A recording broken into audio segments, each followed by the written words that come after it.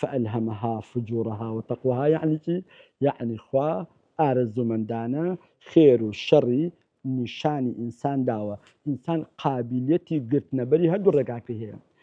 زوو کتێبێکی شەهید عەبدوڵڵا عەزام و خوێندەوە قسەیەکی زۆر جوانی تیابوو هەر لە زاکرەمان ماوە ئەڵێ ئەم نەفسە هێزێکە ئەگەر سەرقاڵی نەکەی بە خەیرەوە ڕاستەوە خۆ سەرقاڵە بێ بە شەڕەوە ئالێرەوە تۆ بزانە ئەرکت چییە بەرامبەر بە نەفست ئەبێ ئاراستەکەی بەرەو خێر بەرەو چاکە تۆ سەرقاڵی ناکەی خۆی ئۆتۆماتیکی سەرقاڵ بووە قورئانە فەرمێن لمن شاء منكم أن يتقدم أو يتأخر بۆ باسی تەوەقف ناکە ئینسان یا پێشەکەوێ یا دواکەوێ بۆ ناڵێ ئەوەستەیە چونکە وەستانیش هەر لە زمانی دواکەوترە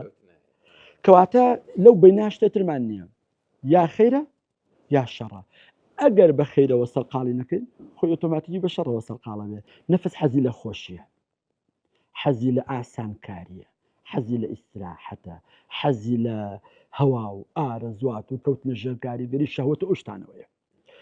ئەم دینە کە پەیامی ئاسمانە هاتووە بۆ زەبتکردن نەک بۆ کەبتکردن ئەم دوانە دوشتی جیاوازن دین نەیوتووە ئارەزوەکانت بسڕەوە بەڵام وتێتی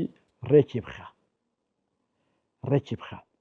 تۆ حەزت هەیە مەیلت هەیە خولیات هەیە بۆ هەر شتێ بەڵام هەموو ئەمانە حەز لە پارەی زۆرە ڕێگایەکی حەڵاڵ هەیە بۆ ئەوەی بیگریتە بەر بگەیتە پارەی زۆر حەز لە